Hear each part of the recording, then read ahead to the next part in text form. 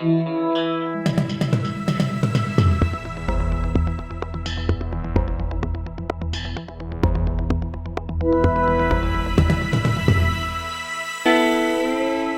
back to a special episode of Betoota Talks. You've got pretty much the entire editorial top brass here from Betoota Advocate. We have no guest this week.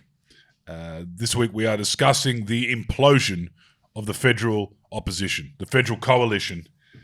I don't know. A few of us, as you can tell, remain hopeful that, what we know as the only alternative to the Albanese government may be able to reform themselves and get it together and appeal to voters.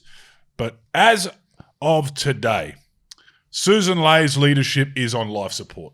Yeah, and look, you've made it pretty well known where your colours lie, Clancy, and I think that's fair enough. That's modern media now. You kind of step back. You don't leave your biases at the door. You kind of pick horses in races and you advocate for that and you push agendas, and that's just a reflection of the modern media. Angus Taylor is rich and smart. Yep. That's who should be leading the Liberal Party. He looks like a guy who should be the Prime Minister. Good jawline.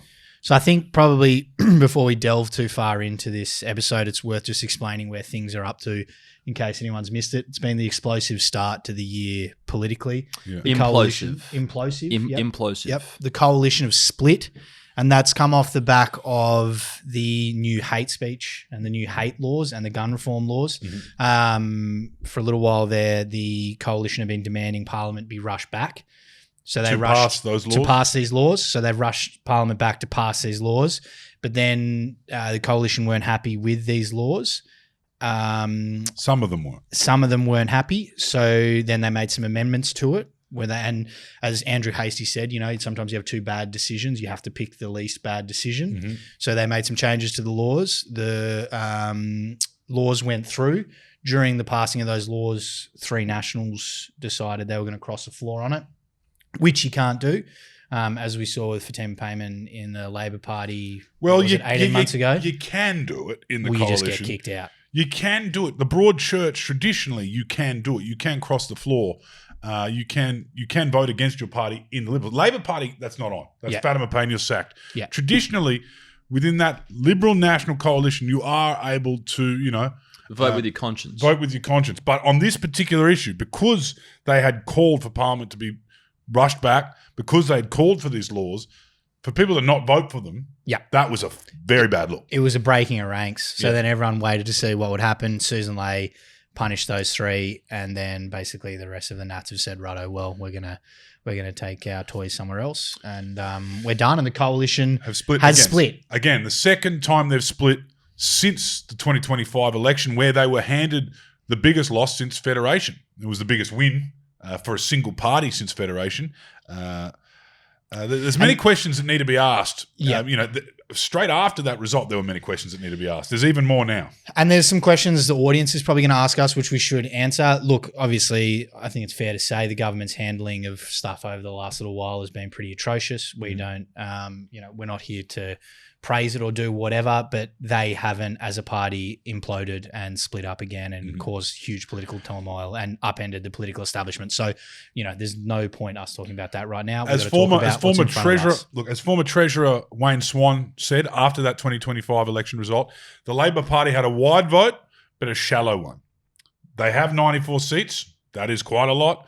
But, 1 in 3 people aren't voting for one of the major parties. And as it stands right now, it looks like there isn't a federal opposition. So right now we're going to discuss what the coalition is or was, the history of it, and what's gone wrong. Because right now, Albanese has no opposition.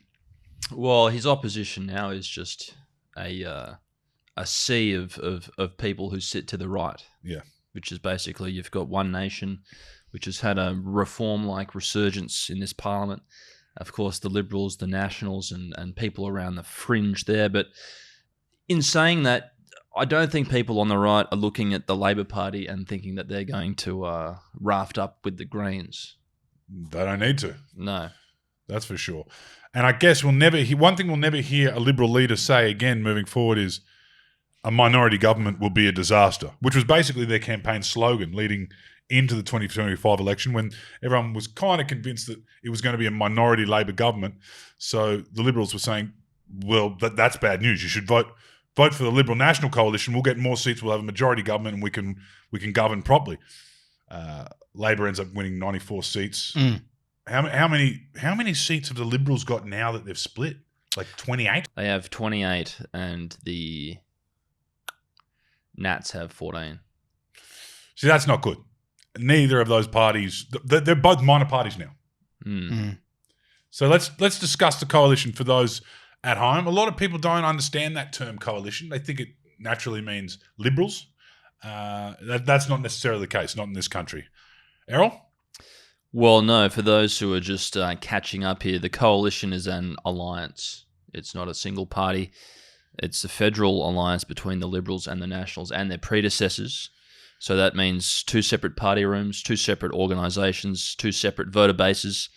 It's treated publicly as one block because we have this beautiful system where preferential voting is rewarded. So unity is rewarded under our system, but it's internally really defined by negotiation, leverage, and that, essence of conditional loyalty that we've seen fracture recently. But like, the loyalty within the coalition has always been contingent but not assumed. Yes. And the premise is, right, the Nats represent the bush and the Libs represent the city and the urban regions. The aspirational, business-centric. Yep. Labor's always traditionally been, centralised. They've got the union movement behind them. They've got the factory workers. They've got whatever else. Nowadays, Labor's starting to eat at that aspirational suburban thing that the Liberals had. You look at South Brisbane. You look at outer inner west of Sydney. You look at Perth. You look at fucking WA in general. Labor's starting to eat up some of the homelands. And let's not forget that the Liberals have lost their blue ribbon seats to the Teals. The system that we have now where we've got basically 2 parties that vie for power, that's a pretty modern iteration under, the Australian Parliament where, early federal politics, after federation was, not clearly divided into, Labor versus Liberal. The Labor Party was already, as we know very well, disciplined off the back of the sheep. The non-Labor side of government, they fragmented quite early on, and it was personality-driven, which I think, we're seeing history come back 100 years later.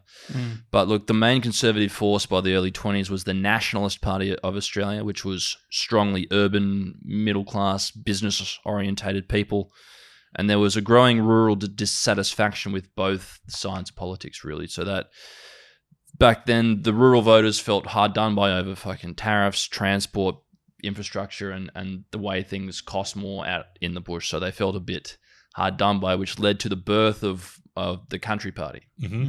They still feel pretty hard done by, I think, if you ask most people out in the bush. And as, one of Errol Parker's favourite books is The Prime Ministers of Australia. If you haven't seen it, it's about a 800-page long book by, I think, Michelle Grattan that details all of the Prime Ministers of Australia and details of political history.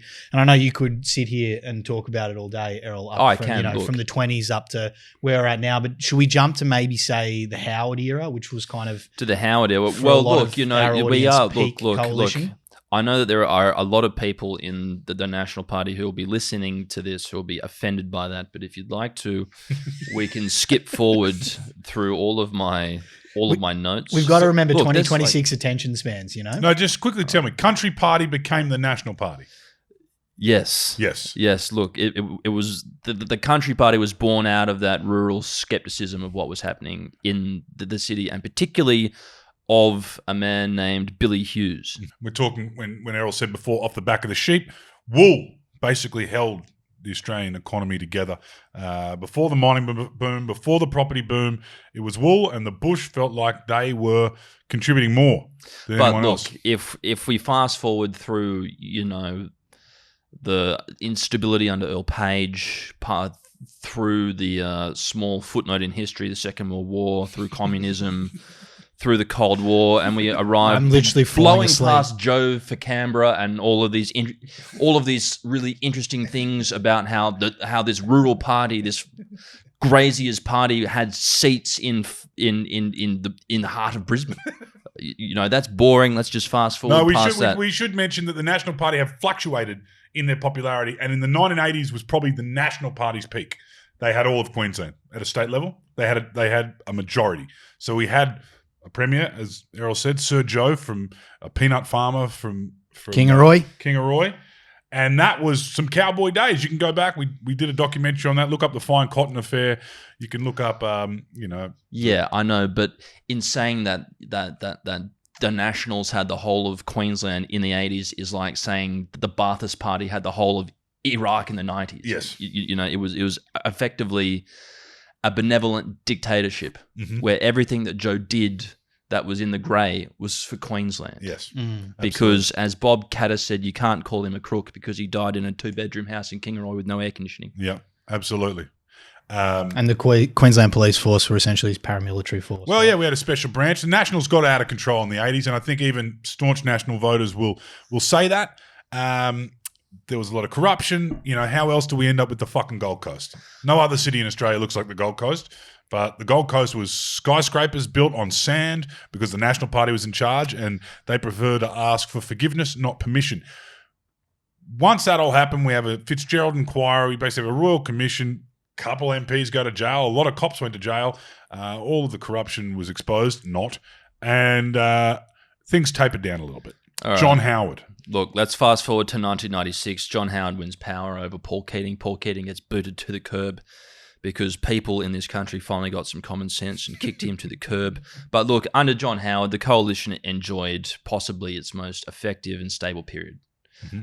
Look, there was a clear hierarchy. The Liberals dominated the agenda. The Nationals secured regional wins within government. It was very much, Starsky and Hutch type operation where the Libs would be in charge of the big ticket items and the Nationals would do best for their communities, both domestically and abroad. But the Nationals accept that discipline in exchange for influence. You had cultural differences back then, people in different factions within the Liberal Party and the National Party, most of that was put to the side for the greater good. And it became a reference point for really how the coalition should work. So if you want to go back and look at where the wheels have come off in recent years, go back to the Howard years and see how people like John Anderson and Mark Bale, how they conducted themselves and how they led their party.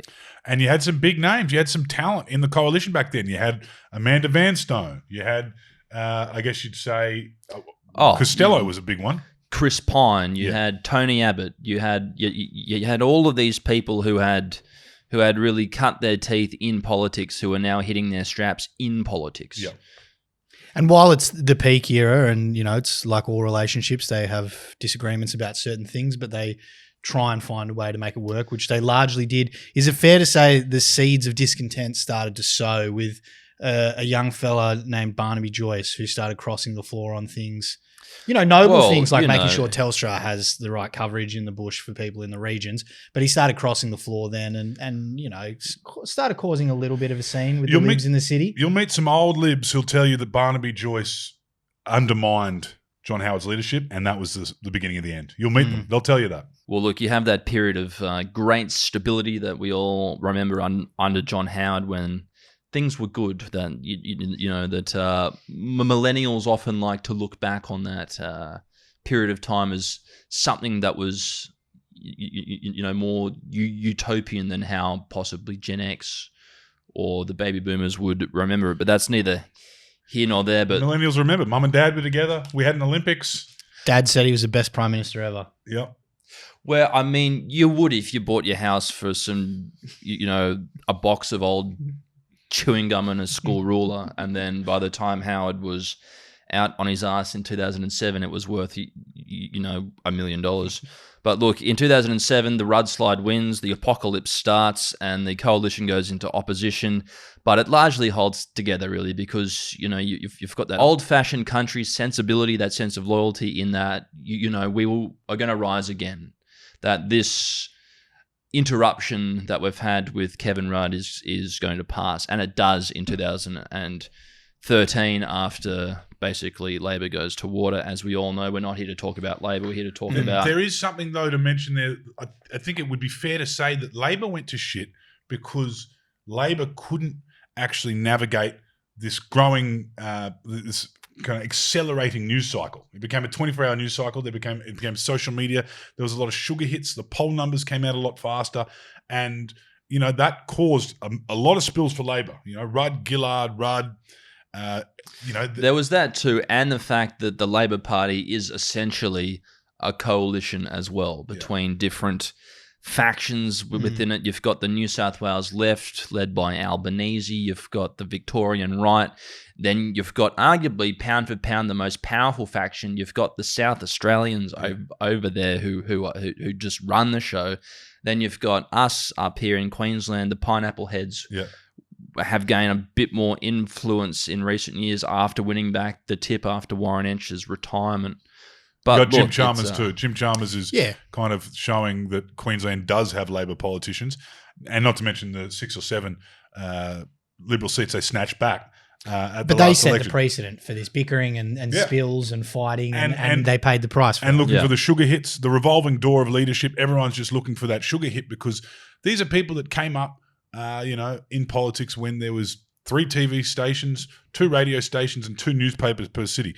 All of a sudden, everyone's online, and you're chasing that kind of algorithm. I mean, it was early days of that. Labor gets through that. One thing that we should say about Labor is that it's commendable that they recovered from Rudd Gillard Rudd pretty fast to where they are now. Well, the Liberals are still dealing with their version of that. They're going through the transitional period, really, where you can basically look back to this entire period of Australian politics, the previous 10 to 15 years, and say that pretty much, the 2 godfathers of political instability in modern Australian politics are Bill Shorten and Anthony Albanese. Some would say. Because they are the people that put Julia Gillard up to topple Rudd. Yep. I mean, look, until then, people had been kind and polite about letting a leader go to an election and be politically annihilated. Yeah. But they had been in opposition for so long that they've gotten used to these ministerial salaries. Yeah. And they'd bought in investment properties, kids in private school.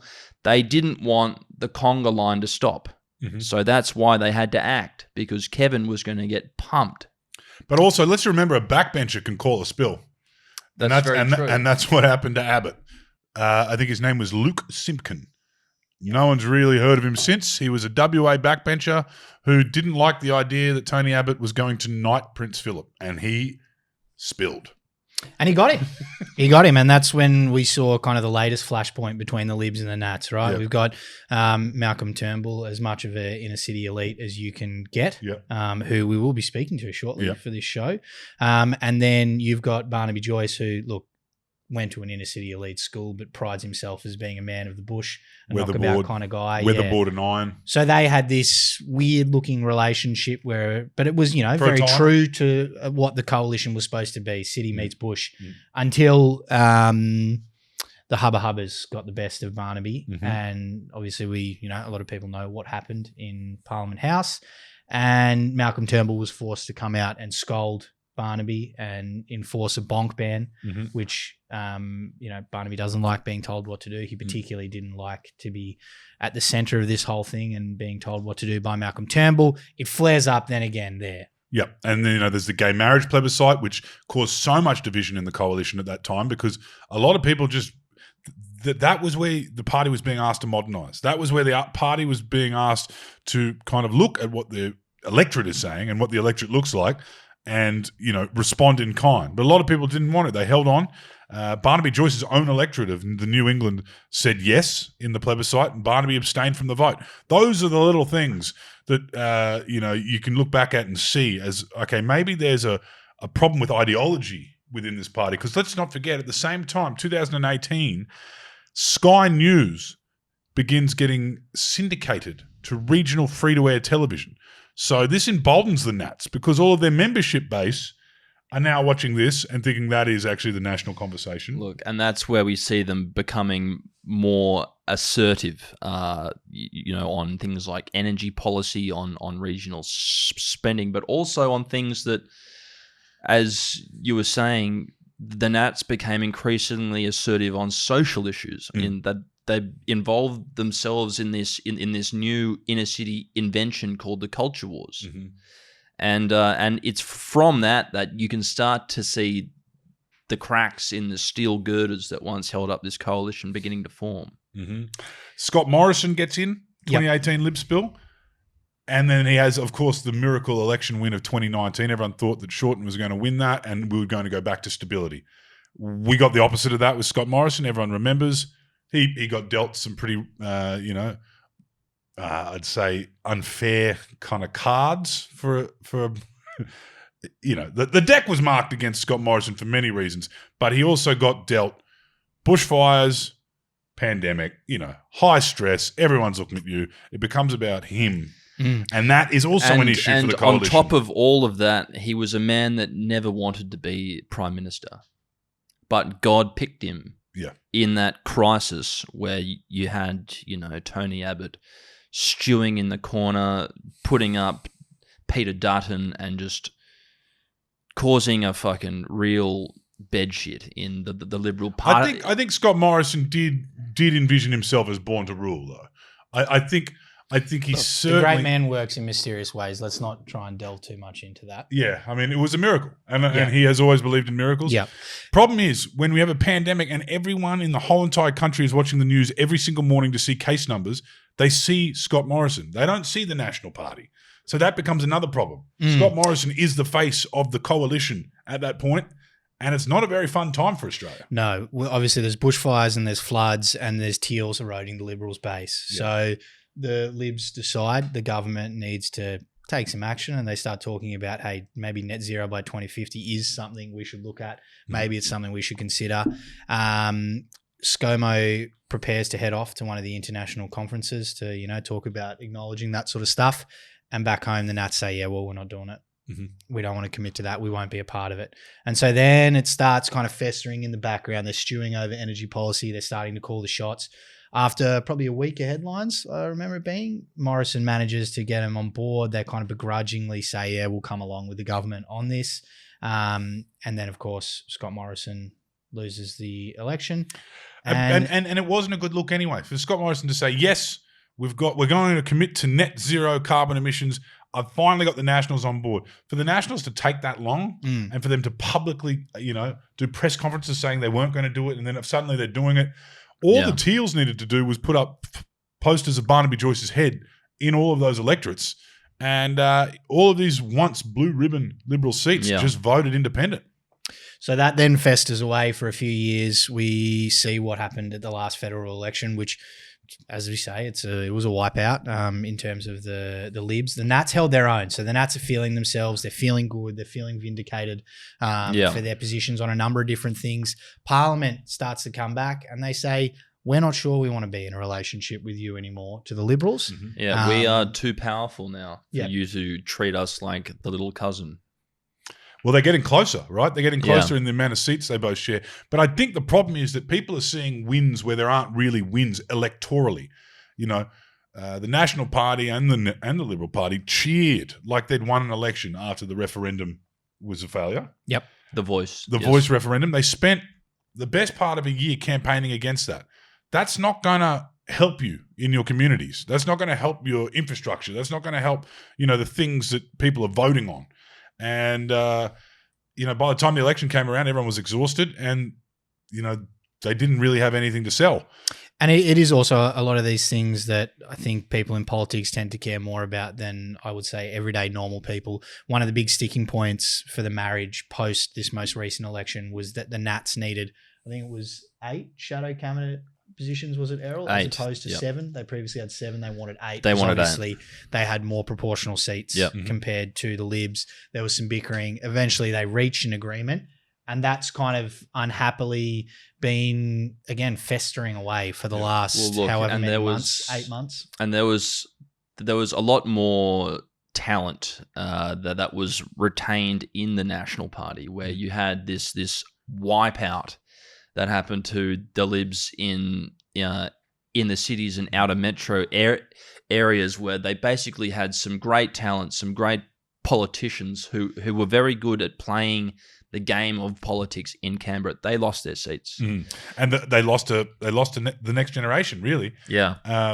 So the Nats still have a lot of household names, which that is true. You've got Bridget McKenzie, you've got David Littleproud, you've got Michael McCormack. You look up at the LNP, you've got Canavan. He's a firebrand. He obviously causes a lot of waves within the coalition. Except he knows what he's doing. Yeah, he's a good operator. He's a good operator. And then they had Barnaby Joyce. They had Barnaby Joyce. Now, Barnaby Joyce defects to One Nation. A lot of people would have been looking at that. That's just before Christmas. A lot of people would have been looking at that as, all right, that's a positive. That's a positive. That's one less person making captain's calls from the backbench. Yep. And then somehow it gets worse. Yes, because I think some of his former colleagues over in the Nationals obviously start looking at Barnaby kind of feeling himself free-ranging over there. He was in front of a lot of cameras over the last month and seemed to be on the internet and Sky News, where a lot of people within the Libs and Nats circle seem to spend their time. He was being very well received. So I think the names you mentioned there, like the likes of Bridget McKenzie and Matt Canavan, started to think, maybe there's a future for us a little bit further to the right, which I think that's fair to say. So they started contemplating that. And then they bring the hate speech and the hate laws and the gun reform laws back, as we mentioned at the start of the show. And everyone's got their 2 cents, I think, from all corners of the country, from all political affiliations. Everyone had 2 cents on what these laws would mean, and they were rushed. I don't think there's any question about it. There was not a lot of considerations, again, for different, whether it's protests or whether it's saying something about a certain religion or saying something about another minority or community. again, recreational shooters and farmers and all that kind of stuff that would usually be considered if things weren't rushed. But the fact is, the coalition asked for these things to be rushed. And if we can't think of a more greater parallel between the current coalition and that perfectly oiled Howard era machine, was that Howard was able to ban guns. These are small little changes they've made in comparison to what Howard did. Yeah. And he stood up to the Nats and they came to an agreement and they got it done. And that's one of his great legacies. So for them to try that again and for it to turn out this way just shows that it's a very, very unhealthy institution. Yeah, I think it's a testament to the power of Facebook now. If you look at across the board, every single Lib and Nat is posting their own statuses on Facebook, hoping to get... Except for Angus Taylor.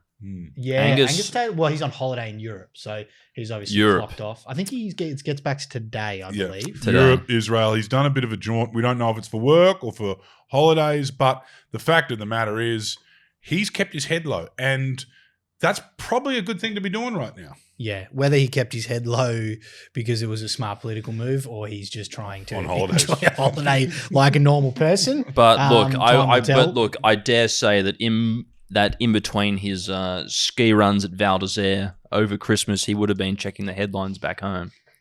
Yeah. Definitely. Yeah, he just didn't have time for a Facebook post like the rest of them. Well, look, I don't think that he's that much of a convert to hand computers. I don't think he very much enjoys them. Well, I think he's still Errol, a bit you old broke school. a story a couple of days ago about him spending a lot of time playing of League of Legends. So, well, look, I think he told me that just out of sheer embarrassment. But look, I only report what they say, not what they do. So it seems like it's a split for good, right? I think. I mean, they got back together last time. There's some chat that maybe they can get back together again. It would make sense. They need to be a larger block if they want to be in opposition. Well, but right now, it seems a long way from coming together. How about we explore Clancy's latest $10 word in whataboutism? So we've seen. Do you want to say it? We've seen Whataboutism. Yes.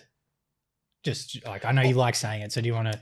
No, I think that's been around a while. Let's remember that every election, no matter how bad one side is, their supporters. If you are supporting the side that is extremely, unelectable and limping, the whataboutism comes into play. It's a very convenient tool because you can say, mate, they're both as bad as each other. Hey, birds of a feather, bro. Mate, read the comments. Coin. Read the comments. Birds of a feather, bro. Same coin, different side. Pauline Hanson said that this morning, and that is one thing I want to get into is with the Nationals' slow but inevitable shift further to the right, are we going to see a new coalition being formed here? Is that what is that what Barnaby was sent over for? Was Barnaby, the golden orb spider up in the tree that was casting a thread over to another branch and climbing across to build this new web? Is he going to be the Benelong of this new coalition, the man who has to stand between both worlds and speak both languages. I mean, that there could be. Do you think the National Party thinks that far ahead? No. That's my question. My question Okay. is: there's been a lot of decisions made since that election where no one's thinking that far ahead. A big Maybe one, I've put that idea in their head, and if we see it, the next time me and Barnaby come eye to eye, he can just nod at me, not yeah. and I'll know. Do you think it's more likely that we continue to have a female opposition leader here in the country? It's just she has red hair instead of blonde. You just have to look, but like there's so many things about that party that just for the layperson should be screamingly obvious in that. Why is she such good friend? Why is she spending so much time? Why is she taking advantage of all of these perks that belong to the richest person in the country? Gina Reinhardt. If Pauline Hanson is such a champion of the people, then why is she essentially parroting these talking points from Gina Reinhardt? Why is she flying on these private jets? You know, if she's such a prole, then why isn't she in the back of the fucking Jetstar plane like the rest of us? Or on the train. Or on the XBT, or on the tilt train, Exactly. or on the And fucking V-line, I believe but she'll never be on it. Gina is trying to somewhat emulate what's happening overseas, is she not? She spent a bit of time around the Trump and Musk circles over the last kind of 12, 24 months. And then she's obviously got an eye to what's happening in the UK, where reform, at this point in time, the polls say they would win an election. There's still a little while till an election. Well, but that can happen in the UK and it can happen in America because they don't have preferential voting and they don't have mandatory voting. Yes. You ask all of Australia to vote in 2028 and the two options are Anthony Albanese. Anthony Albanese could be full Joe Biden zombie, weekend at Bernie's. You put him up against Pauline Hanson, and I can tell you those traditional Howard era voters, those ones that probably came over from Keating to Howard and vote Liberal, and then they voted Liberal until it got a bit too much for them around, they came back for Turnbull, but then Morrison, and they ditch again. If you're asking those people to vote for Pauline Hanson, you're out of your mind. They will vote for the Greens before they do that. Well, look, but one of the key things that Albo's done to make his electability so widespread is that what he's essentially done is he's moved the Labor Party to basically be, a liberal Turnbullist government. Yeah. In that he's moved it right enough that he hasn't bled that many to the Greens, but he's also swallowed up enough of the liberal vote where it's like, look, you can run a small business, you can invest in property, you can do all of this stuff and still vote for the Labor Party because it's drifted further to the right. So kids growing up now will be looking at Albanese in 20 years, the way that kids grew up in the 90s look at Howard. There was an assumption there that the Liberals should be in charge for that generation. And what we've seen in the last week particularly is the demise of this inevitability. It's inevitable that the Liberals are going to get back in power. That's what Labor thought, during the Abbott, Turnbull, Morrison years. So we'll end up eventually. We'll end up in power eventually. That's what they thought. They're like, Shorten's not the guy. Albo might not be the guy, but we're going to end up in power. I don't know if the true blue liberal base can say that anymore. Do they honestly think it is inevitable that we will lead this country again? Unless they can win back these seats from the Teals and get a further foothold in these outer metro areas, it will be very hard for them to come back to where they were 10 years ago. It will be. It's almost gotten to the point now where it's going to take a generation for the Liberal Party to modernise. Well, the real thing is, what will be the death of them before anything else, before the ideology tears them apart and everyone resigns, and they already don't have any women signing up. So that's like half the population are not joining the Liberal Party, let alone voting for them. Before any of that brings them apart and brings them undone, it'll be the money. Who's paying for this? Who is paying for them to keep putting on these performances like they did in 2025, 2022? Who is going to be the person? The membership base is dwindling, and they've got to spend a lot of money to save these seats. Dan Tehan in Western Victoria, he was up against, for the third time, Alex Dyson, former Triple J Announcer Alex Dyson, local boy, ran as an independent. The Liberals spent $2 million saving that seat in campaign resources. They're going to run out of money. People say that, Dutton's campaign kind of came undone when he was caught fleeing Cyclone Alfred to go down to Justin Hem's house for a fundraiser. I think that was non-negotiable. No, he needed to. You had to go there. You've got no money. We need to fill the coffers. Who gives a fuck about a cyclone? So that'll be a big problem moving forward. I don't know if any of this shit helps them though. But look, there is one thing that we are not taking into account here is that if geopolitical tensions get worse over the coming years, the Australian people might feel more comfortable with someone who's used to making tougher, more realistic decisions when it comes to defense. I mean, Albo is a great peacetime prime minister, but you know, if all of a sudden we become a desirable piece of land that another country wants, I think most people would be more comfortable with someone like Andrew Hastie. That's what they say, and that makes sense. He is a decorated war hero. Western Australian might be the biggest thing going against him at the moment. Have we ever had a Western Australian Prime Minister? Mr. Curtin? Yeah, John Curtin. John Curtin. Who was a wartime Prime Minister during World War II. Okay. And it did him in. Died in office. Yeah.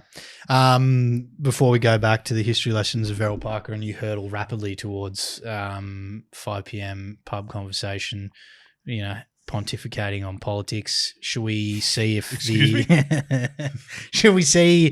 former Prime Minister Malcolm Turnbull is on the line? Yes. Let's go. Let's see. Malcolm can give us a more of an insider perspective. Malcolm, thank you for joining us. It's been a big week. Yeah, a big week in a lot of ways, yeah, all around the world. That's one thing, isn't it? That we seem to have these troubles in Australian politics when we should be focused on other things. Did you find that as Prime Minister, when you could have all of these internal hoorahs, but it's actually, we've got Putin to worry about? Well, there is not, among other people. Look, there is nothing more debilitating and pointless than these internal party wranglings. I mean, they are painful and distracting for the people in Parliament. Some of them, of course, love it. I absolutely didn't. But as far as the public are concerned, they want their leaders to be focused on the issues that they're concerned about, which is obviously housing affordability, cost of living, the environment, health, et cetera, et cetera. The list writes itself, but all of these political shenanigans are very tedious. Now, there seems to be a war going on within the Liberal Party and within the wider coalition, formerly known as the Coalition, that was happening when you were there, and it affected your government. This misplaced nostalgia for Australia, this kind of rose-coloured glasses view on what Australia is and how it doesn't match up to what Australia looks like at the moment. And that's been a problem for the Liberal Party. They haven't diversified. They haven't kind of cast a wider net. They've cast a smaller net the last two elections. How would a politician, assuming a lot of them come from, esteemed careers where they're probably not in touch with Joe Sixpack from, the corner store, how should they stay in touch with the national sentiment and the national mood and, the people? Well, you've got to have a brain. You've got to have empathy. You've got to talk to people, listen to people above all. But you've got to recognise that reality is not, what you are reading on the front page of the Australian, or dare I say, listening to or watching on Sky News. You've got to have yourself grounded in the real world. And I think one of the problems is that a lot of people in the political class, and this particularly applies to the Coalition. I'm not leaving the Labor Party out, it's just that I don't know them as well.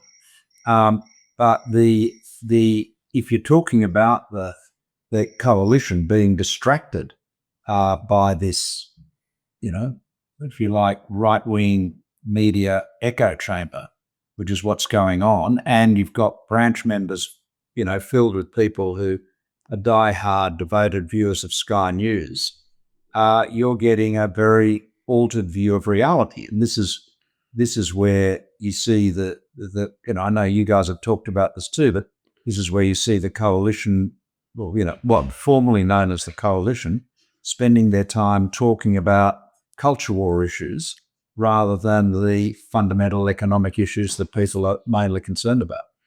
So we just discussed before that Labor is in a way a coalition of all of these different factions. You've got Miles and the Victorian right, and you've got Albanese. They say from the New South Wales left, and you've got Queensland can be whatever it wants to be. If there's a Queensland leader of the Labor Party, then everyone in Queensland's behind them. What were the factions within the coalition that you saw and had to deal with? And did you identify with a particular one? Well, okay. Well, both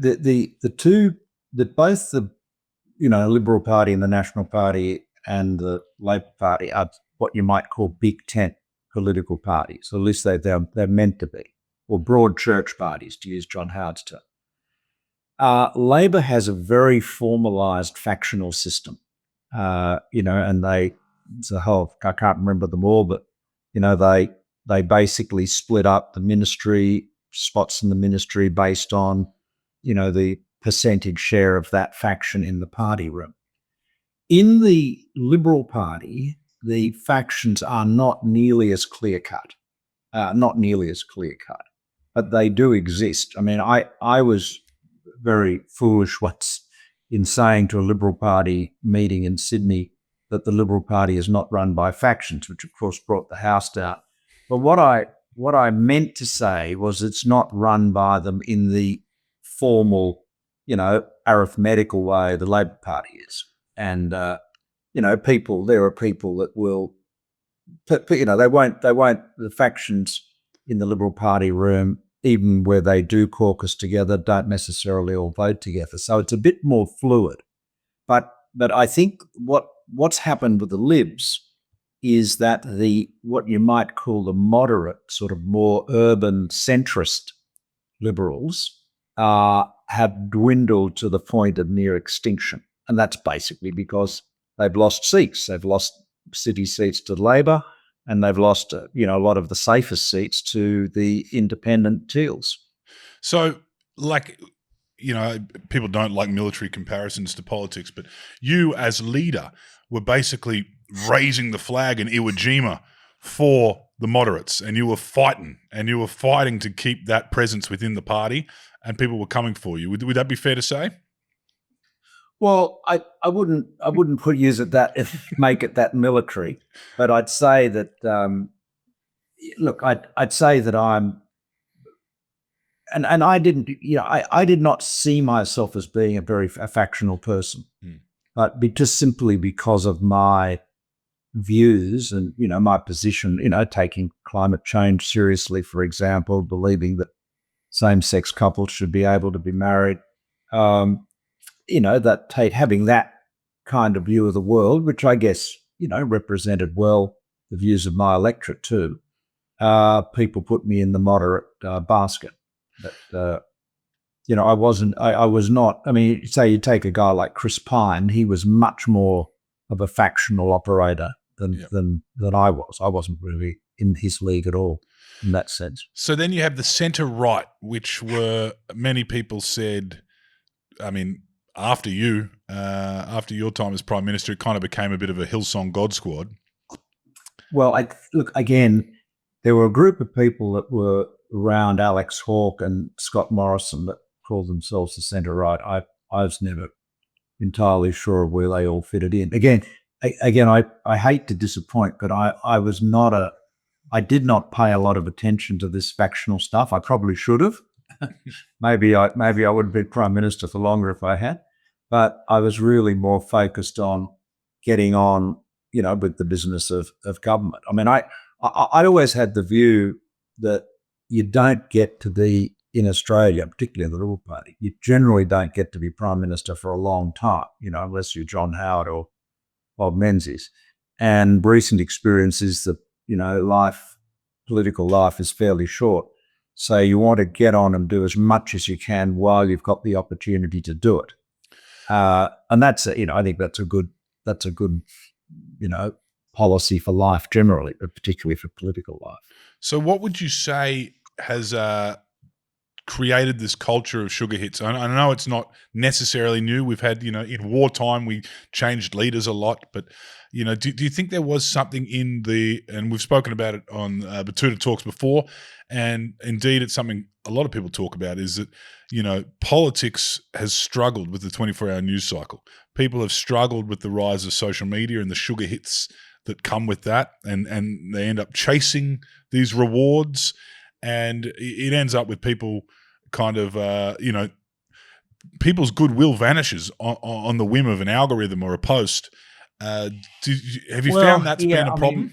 The changes in social media have been enormous. And just to put a couple of things in context. So John Howard lost office after a record run as PM in 2007.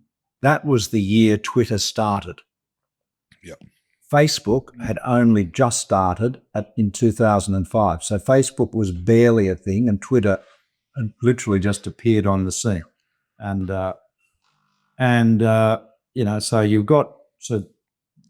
Things are dramatically different. People are getting their new, podcasts didn't exist at that point. So, the whole nature of the media environment has changed dramatically. That's made for very big changes. And part of the problem is that it is very easy to get into a echo chamber, which is not just, social media, but also, things like, Sky's Sky News in Australia or Fox News in the States is a classic example. You get into that echo chamber and you're just being fed stuff to make you angry, rile you up all the time.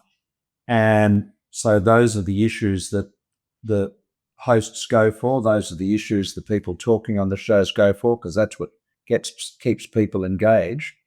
But their audience is a small but dwindling band, relative to the whole community. And they definitely do not represent, there's definitely not a way to get to 50% plus one, which is, after all, the objective of politics. And, we've got a system of compulsory voting and compulsory preferential voting. So you don't need to run off to extremes to fire your base out to get them to vote. They're going to vote, 93% participation, whatever it is. And so you really got to be focused on the centre. And the problem the Libs and the Nats have got is that they're dysfunctional now. They lost the last election because they were dysfunctional. They've got worse, and they're leaving the Labor Party unchallenged, sitting more or less in the centre of politics, which is where most people are. I'm not saying that most people are happy with the government. They're not.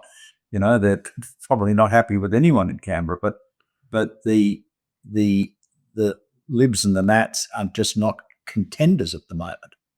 So they're not doing their job. Look, I've been Prime Minister and I've been Leader of the Opposition, and I know which job I prefer. Right? Opposition is horrible. Christopher Pyne used to say, the worst day in government is better than the best day in opposition, and he's dead right. But having said that, you do need a good opposition. Yeah. Can you tell me can you try and imagine the thinking of these people that are now in this, de-coalitioned opposition? What is the thinking when they are chasing these extremes? Some would say rejecting net zero, having seen what happened to, all of the teal seats and the way, the cities have responded to climate change. You could say that's a fairly extreme thing to do, or some of the things, and there's obviously imported culture wars. You end up with Jacinta Price disparaging Indian people because that's what she's seeing on Twitter. That's what's happening in America right now. Well, and they were channeling Trump. Let's not kid ourselves. They were basically, they were channeling and echoing and copying Trump. Yeah. And that went down like a lead balloon. But now they're still doing it. They're still kind of, I know. They're saying that they didn't. So what is the thinking? What's the thinking? The thinking is the voters are wrong now, but they'll catch up with us?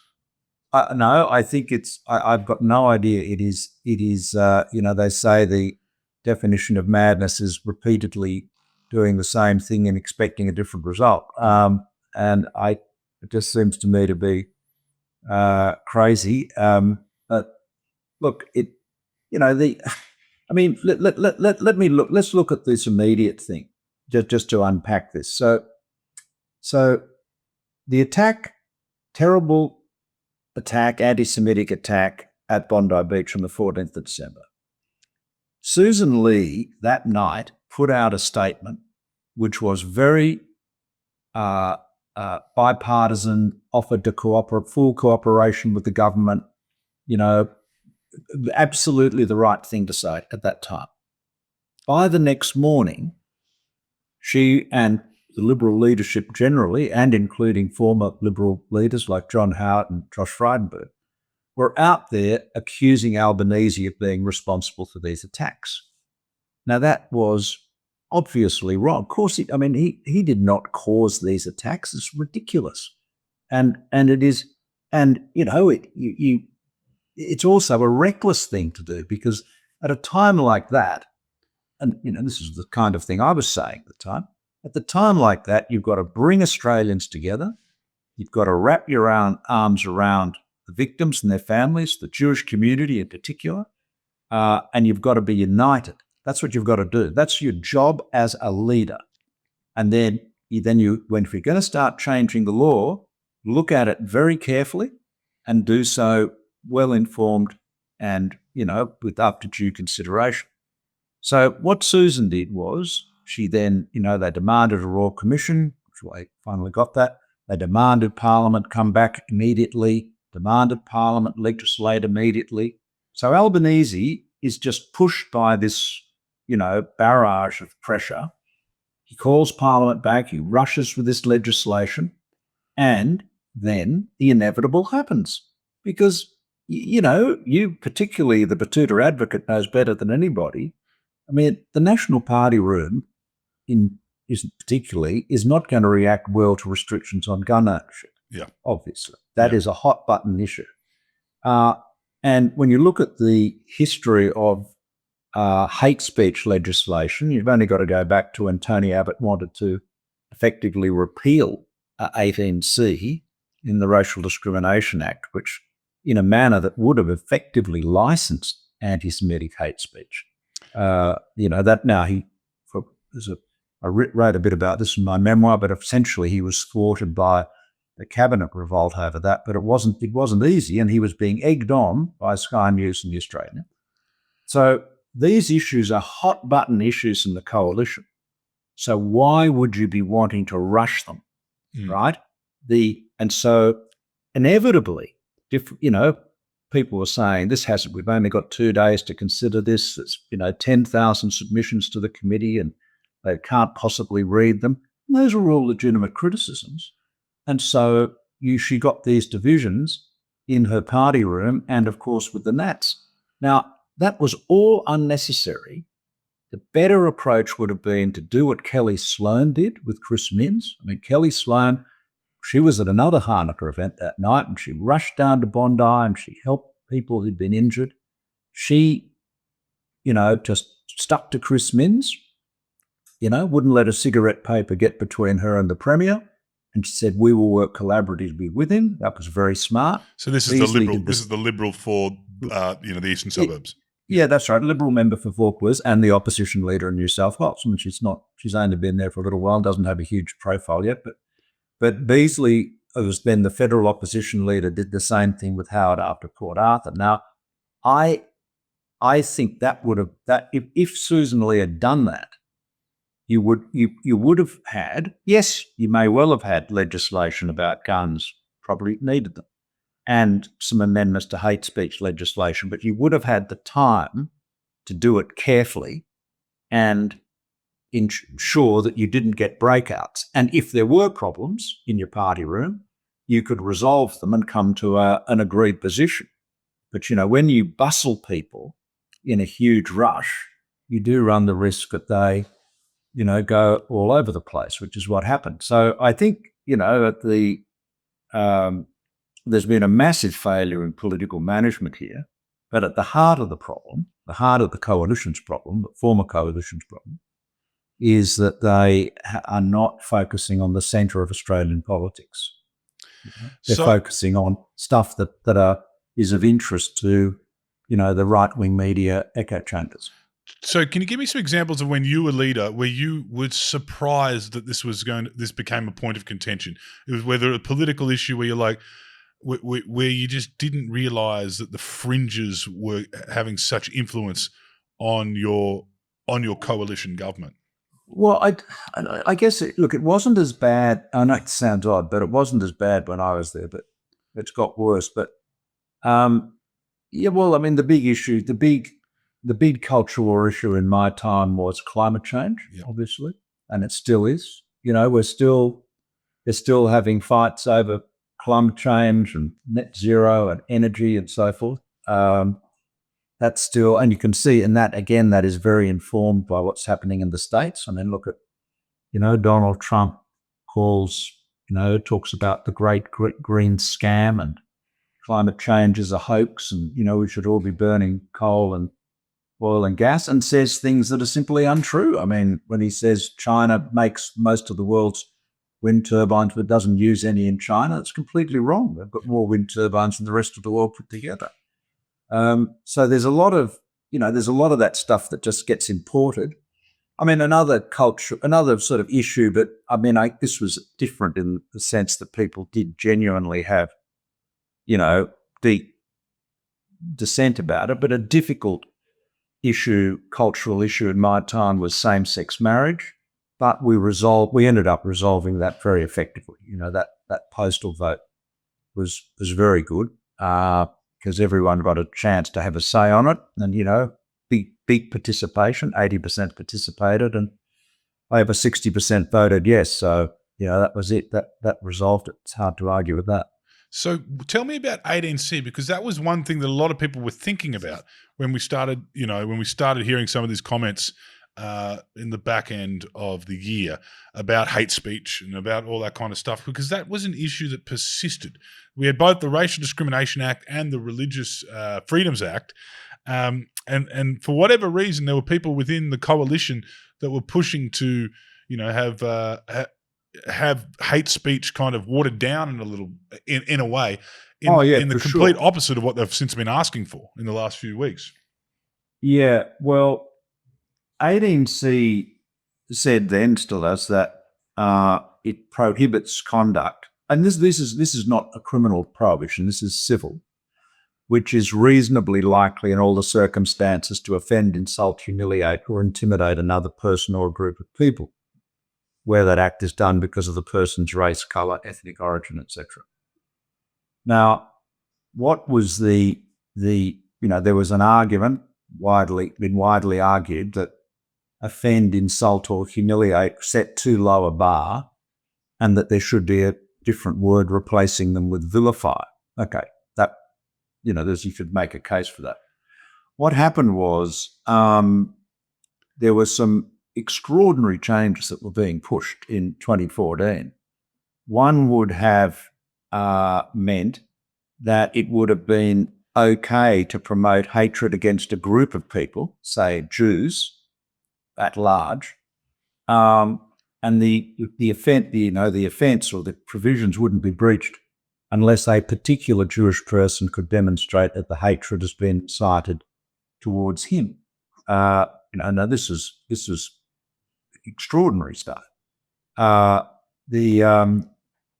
was also an exemption. There's also an exemption in the law that provides exemption for public commentary as long as it's done reasonably in good faith. I mean, again, the right wing of the party, Abbott, wanted to abolish that so that a person could vilify somebody on the basis of race as long as it was expressed as an opinion and it didn't matter whether it was an unreasonable opinion. Anyway, these changes were outrageous, and we had, again, I've written about this in my memoir, copies of which are available for $1 at in the Dimmicks. in the discard bin at the booksellers near you. Good Chris Kringle.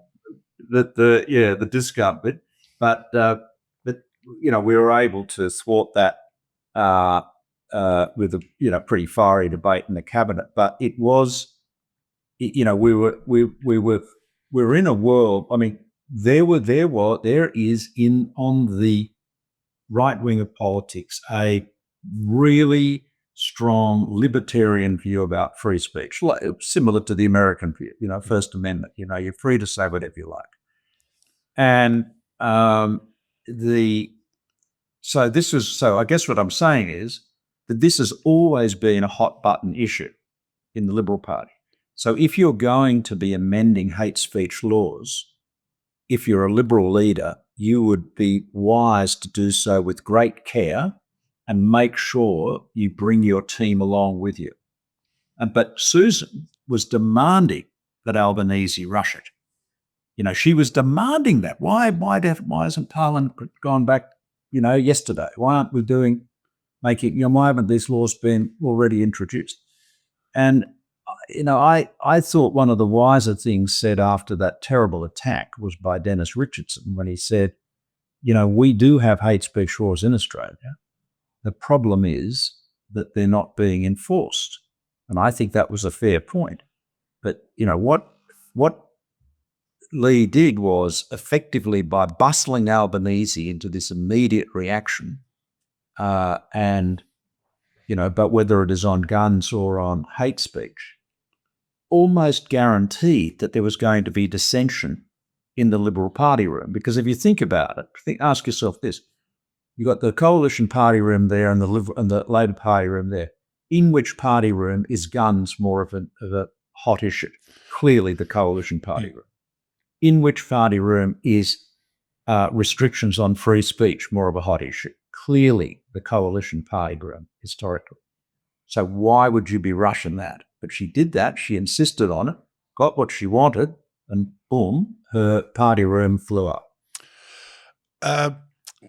There's a theory that 18C became such an issue because Andrew Bolt got sued under it because he wrote it that was. book. Oh, no, it's no question. That's not a theory. That's a fact. Yeah. So Andrew Bolt wanted it thrown out because he felt like it was used against him. Yeah, he did, totally. He did. He absolutely did. That was absolutely the origin of it. That's what drove it. And of course, he was found, liable for I assume it was a fine of some kind for publishing something that offended 18C, which he'd written about Aboriginal people. Yeah. So that was the start of it, and it kind of it would still exist in there because those aren't the people that the party's lost. As you said before, the party's lost the moderates. Can you just quickly and thank you, you've been very generous with your time and during a week where I'm sure a lot of people are asking your opinion. What do you think has happened in the coalition? And this is, I'm asking you as someone who led the coalition and probably came in when things were a bit more stable. Like you probably joined the coalition when things were a bit more stable. And as you said before, you were dealing with climate change and gay marriage, which basically seem like bleeps on the radar nowadays in the current culture wars we live in. Where and what and how has the right wing in Australia, I shouldn't say the right wing, but how has the coalition government kind of abdicated responsibility for themselves? You know what I mean? Well, it is reckless. They are squabbling over the spoils of opposition, as John Howard would have said. And as I said, they're pandering to a very narrow base. I mean, look, take immigration, for example. Let me give if you want to make immigration, if you think Australia has, too much immigration, then that's a legitimate argument. Yeah, that's a legitimate issue. Of course it is. It always has been. But you've got to express it in a way that is not creating the impression that you're against foreigners or against immigrants or against people who aren't white or against people who don't, have English as their first language or whatever, or people who aren't Christians, for example. And so if there is a concern about, too many students, foreign students, well, maybe you say, well, we're going to have a policy that will require the universities to build a certain number of, housing units for foreign students. They want to have X thousand foreign students. They've got to build, so many additional dwellings, on their campuses or somewhere else. I mean, have an intelligent debate that is not divisive, but is just sort of looking at, whether we've got enough houses or units or whatever to cope with the inflow. And you can do that in a way that's an intelligent, fact-based manner of doing it. But instead, of course, that doesn't rile people up. And if your objective is to rile people up, then you're going to take a different, angrier approach. And I think that's very unhelpful. So moving forward, and it's interesting, it wasn't until this conversation that I realised that maybe Susan Ley hasn't been white-handed on this issue and hasn't been undermined, that maybe she, there's a lot of movement in her party and a lot of unrest, but as you said, she kind of brought it upon herself. I'm sure she is being white-handed. Yeah. I'm sure she is being undermined, but I'm saying she is not a passive victim. She's been the author of at least some of her misfortune. What is you look at the party, I'm sure you see something in there that resembles what you once joined. You know what I mean? Yeah, of course it does. Yeah. What do you see as, I want to talk leaders and I want to talk direction. How do you see in the immediate future, how do they get the wheels of reform going? Because as we said, 2 elections, they haven't changed much. Well, I think they need to get back to the centre. They need to be focused on the issues that concern Australians, which are, the bread and butter issues, economic issues above all else. That's it. I mean, that's the key thing. And chasing after culture war issues is a real distraction. It is. Look, let me give you an example. I was at the cricket, and a person said to me, pretty experienced, I won't say who it is, a pretty experienced political person, former politician. He said to me, looked around this packed stadium, and he said, how many people here do you reckon care whether Albanese has a Royal Commission or not? Yeah. And I said, I don't know. How many do you reckon? He said, none. And I said, it's probably a few more than that. He said, not much more. Yeah. And, I think he was probably right. I mean, people are focused, and yet that was consuming the media, totally consuming the media. Mm. People are focused. People want their leaders to be focused on the things that are a concern to them. And I think that's the issue. And I mean, like all of the climate change denial you get, in the right-wing populist media, and these are from people who claim to be representing the bush. I mean, the Betoota Advocate knows this better than anyone. I know. Got to look after the bush, mate. Nobody understands the reality of climate change better than farmers. Mm-hmm. Because they've got the rainfall records. They know what's going on. And they're on top of the tech, and they're changing the way they do things. But correct. I just want to ask now.